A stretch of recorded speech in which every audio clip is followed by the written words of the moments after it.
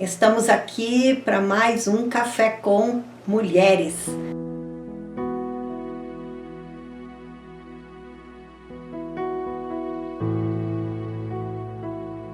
Sou Elaine Schiller, Ministério Mulheres Mentoras, sou missionária CEPAL e tenho desenvolvido esse Ministério Mulheres Mentoras desde 2007, quando comecei a participar a primeira vez de um grupo de cuidado mútuo, de discipulado, de mentoria para minha vida com outras pastoras e esposas de pastor.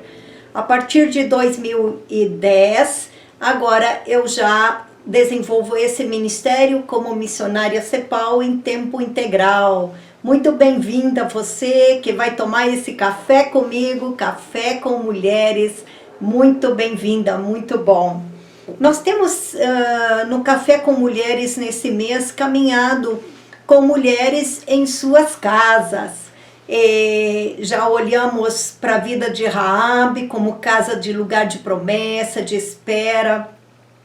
Olhamos para a vida da Priscila na nossa última live como uma casa lugar de ensino. Olha que maravilha! Priscila, que alternava a liderança com o marido no ministério, era alguém com um dom especial de liderança, com um dom especial de ensino, que foi bênção na vida de Apolo e na vida de tantos outros. Então ela acolheu a igreja de Roma, a igreja de Corinto, e foi parte da equipe de Paulo junto com Áquila, seu esposo. E que maravilha ver que Deus tem usado mulheres, mas também mulheres em suas casas, para a edificação do corpo de Cristo e a expansão do reino de Deus. E nós queremos hoje no nosso Café com Mulheres, você que está chegando, Café com Mulheres, queremos mais uma vez olhar uma casa. E hoje queremos conversar sobre Dorcas. Dorcas é uma mulher que faz da sua casa um lugar de generosidade. Mas queremos olhar um pouco mais, porque é interessante. Você imagina uma escada apoiada numa parede. E aí o processo da sua vida é subir essa escada. De repente chega ao final da sua vida e você percebeu que apoiou a sua escada onde? Na parede errada. Então você só tem uma vida e você vai perdê-la. Não há como voltar atrás. Por isso precisamos entender onde estamos apoiando a nossa escada no processo da nossa vida.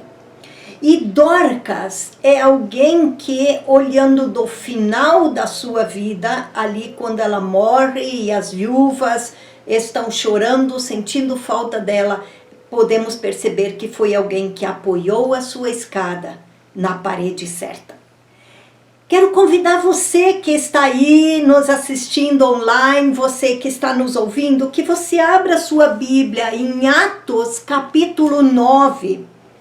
No versículo 36, nós vamos ter a menção então de Dorcas e da sua experiência sobrenatural com Deus a partir da vida de Pedro aí. Atos capítulo 9, versículos 36 a 42. Abra sua Bíblia ou acompanhe então a leitura. Em Jope havia uma discípula chamada Tabita, nome este que traduzido é Dorcas. Ela era notável pelas boas obras e esmolas que fazia. Aconteceu que naqueles dias ela adoeceu e veio a morrer. Depois de a lavarem, puseram o corpo num quarto no andar superior.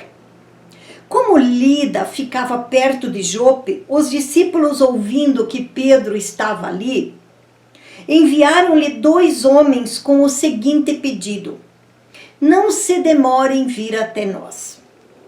Pedro se aprontou e foi com eles. Quando chegou lá, eles o levaram ao quarto do andar superior. Todas as viúvas o cercaram, chorando e mostrando-lhes túnicas e vestidos que Dorcas tinha feito, enquanto estava com elas. Mas Pedro mandou que todos saíssem, ajoelhou-se e orou. Depois, voltando-se para o corpo, disse: Tabita, levante-se. Ela abriu os olhos e, vendo Pedro, sentou-se. Ele, dando-lhe a mão, ajudou-a a ficar em pé. E chamando os santos, especialmente as viúvas, apresentou-a viva.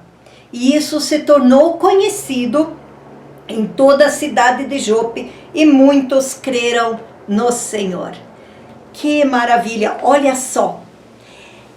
O primeiro versículo que nós lemos, no Atos 9:36, diz que Tabita ou Dorcas era uma discípula. Discípula. Essa é a primeira referência dela. A primeira referência não é que ela fazia boas obras. A primeira referência é que ela era discípula. Segunda referência, ela era notável. No original, o notável, o original comunica que ela fazia muitas boas obras. Quer dizer que ela não fez só uma campanha e terminou.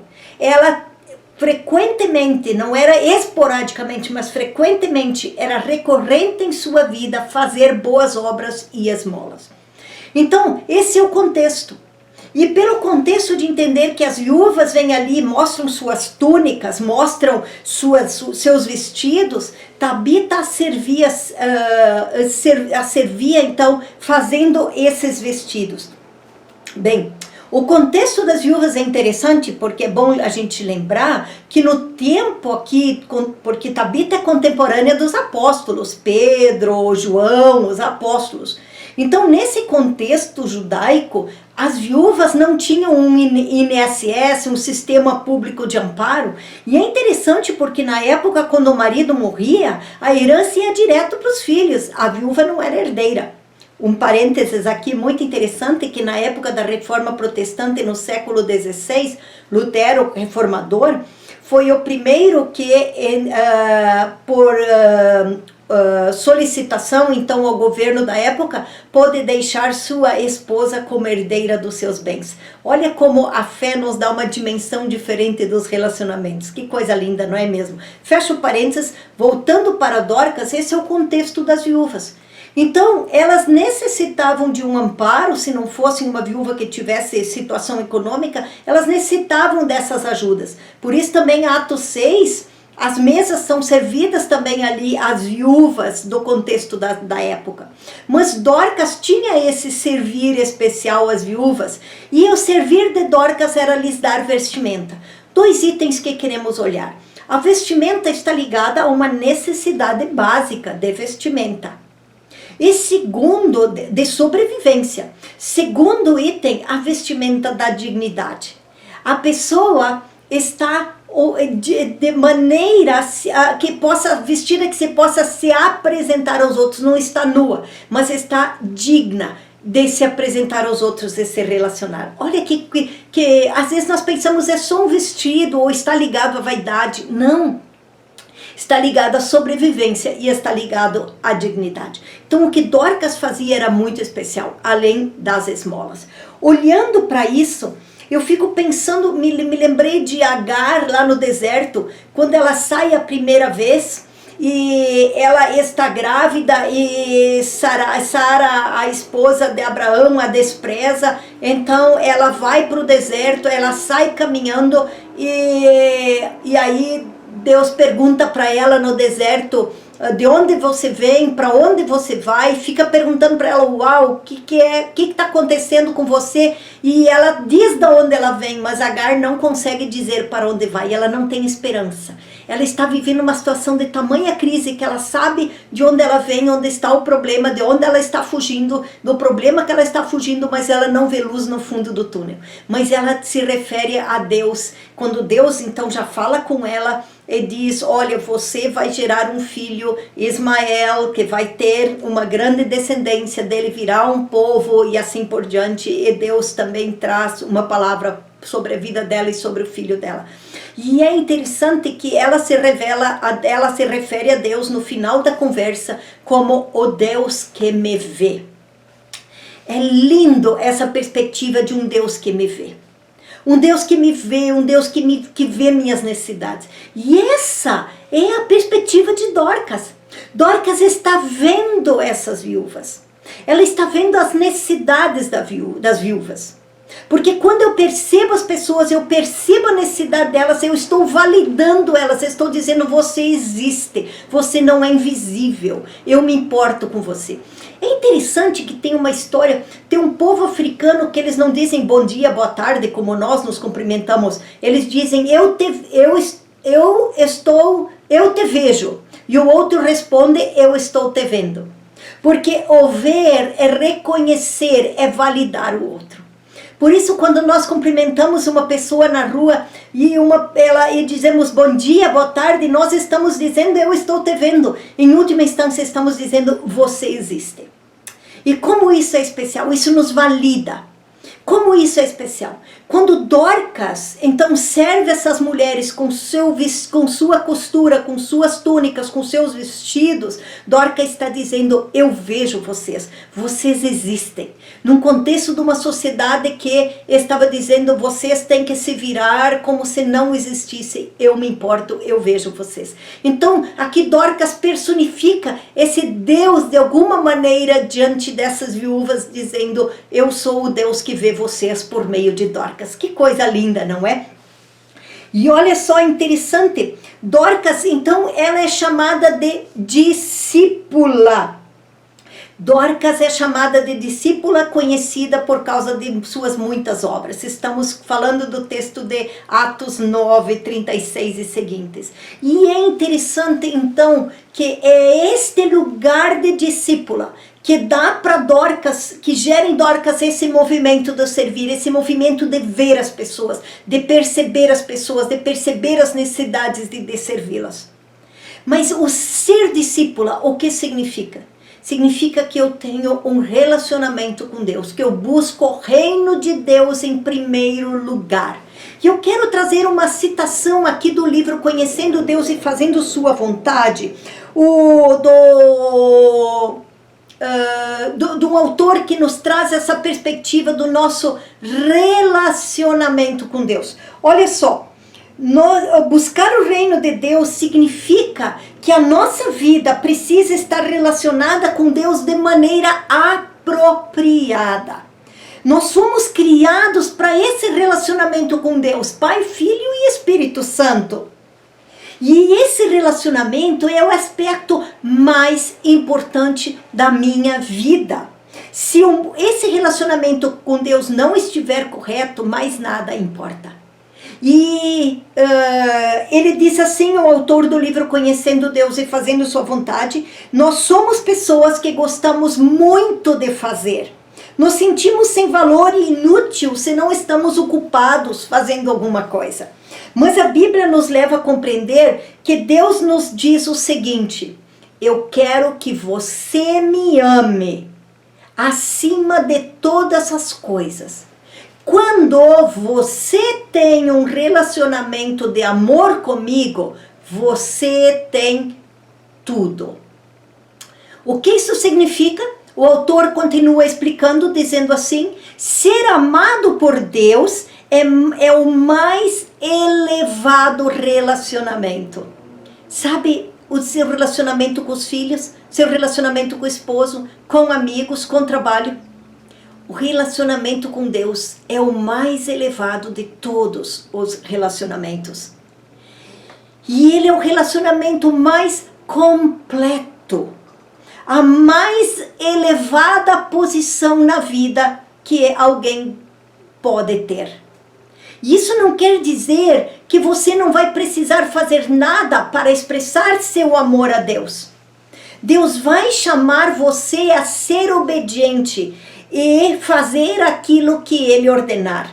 No entanto, você não precisa fazer nada para se sentir realizada. Você já é completamente realizada no seu relacionamento com Deus. Que coisa linda! É esse relacionamento com Deus que me dá identidade de filha, de pertencimento, de provisão, de proteção. É nesse relacionamento com Deus, o mais elevado relacionamento que eu posso ter. A mais elevada posição, perfeito relacionamento que eu posso ter, que me dá essa identidade e que me dá sentido de realização. Então, o servir aos outros. Mesmo que eu não tenha nenhuma contrapartida de troca, eu posso servir. Porque minha realização primeira vem desse buscar primeiro o reino de Deus e o relacionamento pleno com Ele, completo com Ele, perfeito com Ele. Então eu posso servir. A partir desse relacionamento com Deus, a partir da minha identidade como filha, eu não preciso que o meu servir me dê identidade. Eu não preciso que o meu servir me confira valor. Com certeza vai me conferir valor, vai me dar alguma referência no relacionamento com as pessoas. Mas eu posso servir não nessa expectativa. Eu posso servir a partir do que recebo de Deus de referência e de valor. E por isso é tão importante nos atentarmos que, em primeiro lugar, Atos 9 diz que Dorcas é uma discípula e ela pode servir a partir deste relacionamento como discípula de Jesus que ela tem com o Pai. E nós vemos isso também em João 21. Olha que interessante, Jesus ressuscita, agora ele se encontra com os discípulos em João 21. E ele tem que ter um tete-a-tete aqui com Pedro. Lembra do Pedro que nega Jesus? E agora ele chega junto do Pedro e não diz, bota o dedo, ele bota o dedo na ferida do Pedro de uma maneira tão didática, mas também tão amorosa. Ele chega para o Pedro e diz, Pedro, tu me amas? E Pedro diz, eu te amo. E então ele diz o quê? Apacenta as minhas ovelhas. Pedro, tu me amas? Sim, então pastoreia as minhas ovelhas. O que Jesus está dizendo aqui, queridas? Jesus está dizendo que o meu relacionamento de amor com Ele deve resultar em servir aos outros. E que o meu amor por Jesus deve ser maior do que o meu amor por servir aos outros. O meu amor por Jesus deve ser maior do que o meu amor pelo meu ministério. O meu amor por Jesus deve ser maior do que o meu amor pelas pessoas. Porque se eu amo mais as pessoas, amo mais o ministério do que amo Jesus, eu vou me esvaziando. Mas se eu amo a Jesus mais, eu vou experimentar Ezequiel 47, esse rio de água viva que sai do templo de Deus. E o rio por um tempo está nos meus tornozelos, depois ele está nos meus joelhos, até que eu fico submersa nesse rio e eu vou nadando nesse rio do Espírito de Deus que vai me levando a ter experiências e intimidade com Deus. Então, é essa perspectiva, esse relacionamento com Jesus. Como discípula de Jesus, eu posso ser como Dorcas, servir aos outros. E não buscar no servir minha identidade. Mas tendo identidade de filha amada, como discípula de Jesus, eu posso servir então. E a outra questão que eu quero chamar a atenção nesse texto, que Deus tem me inquietado e tem me chamado a atenção, eu quero compartilhar com você, é que as necessidades nos conectam com as pessoas. E é interessante que Lídia, lá em Atos 16, quando Paulo chega em Filipe, ela abre sua casa. Paulo tem um encontro com ela na beira do rio, porque ela está ali orando. Então, Paulo tem este encontro e evangeliza, e Lídia abre sua casa e nasce uma igreja. E ali Paulo então forma uma igreja, e essa igreja continua, possivelmente Lídia sendo uma das líderes ali. Olha que coisa linda. Mas em Filipenses, última carta que Paulo escreve da prisão, a carta da alegria de Paulo, onde ele fala tanto da alegria, alegrai-vos no Senhor. Lá em Filipenses, Paulo escreve agradecendo na carta de Filipenses a igreja de Filipe, porque a igreja de Filipe cuidou dele. Ele disse, nas minhas necessidades. Essa igreja serviu a Paulo. Não serviu a Paulo só mandando ofertas ou mantimentos, mas mandou Epafrodito. Porque Epafrodito tem abraço, Epafrodito tem ouvidos, Epafrodito tem o cheiro, Epafrodito representa aquela igreja. Então é na necessidade de Paulo que esta igreja de Filipe se conecta profundamente de novo com Paulo, cuidando dele. As nossas necessidades abrem portas de conexão com as pessoas. A necessidade das viúvas abriu a porta de conexão de Dorcas com elas. Então, queridas, podemos agora abrir os nossos olhos e olhar ao nosso redor.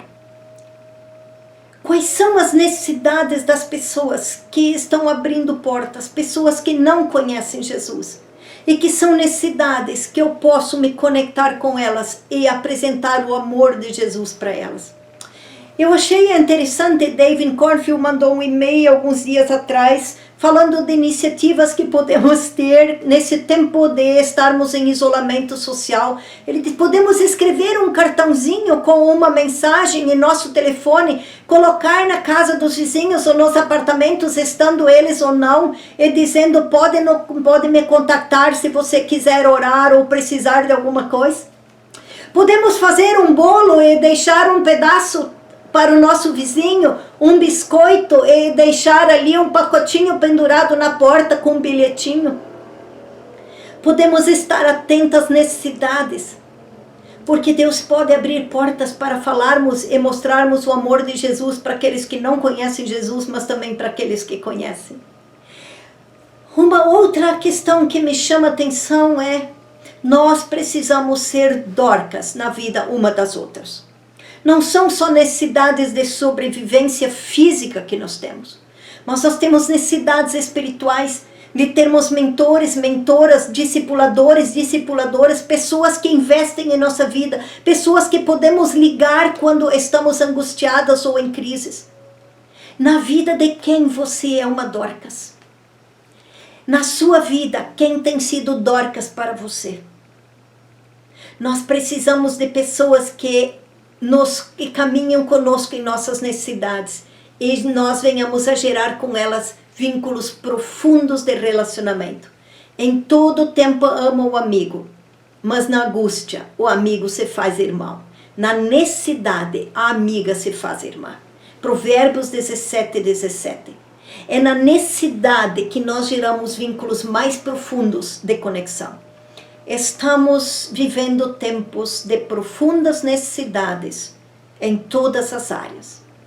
Que saibamos fazer o movimento. 1. Buscar Dorcas em nossas vidas para as nossas necessidades. Pedir ajuda. 2. Sermos Dorcas na vida de outras pessoas que precisam ajuda em suas necessidades. Aproveitando com isso para gerar conexões, para gerar vínculos, onde o amor de Deus pode ser experimentado. Então, Dorcas experimentou em sua vida ser discípula e servir. Então, com isso, em sua morte, experimentou um sobrenatural de Deus, trazendo-a de novo à vida, continuando a servir, alegrando especialmente as viúvas. Quem tem se alegrado com minha vida e com sua vida?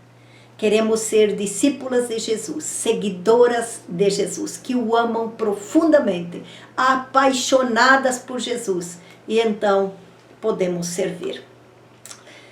Muito especial compartilhar essa palavra com você. Quero convidar você que se aquiete nesse dia, em algum momento, leia esse texto bíblico. Compartilhe aqui nas nossas redes sociais, nos comentários dessa live, o que Deus falou com você nesta palavra. Compartilhe, enriqueça, seja Dorcas na vida das outras irmãs e irmãos que estão acompanhando. Compartilhe o que foram toques divinos para você. Isso vai nos alegrar e alegrar umas às outras, porque Deus é um Deus que tem falado conosco, amém? E acompanhe nossas redes sociais, Mulheres Mentoras, Homens Mentores, Instagram, Facebook e canal do YouTube. Café com Mulheres. Um grande abraço!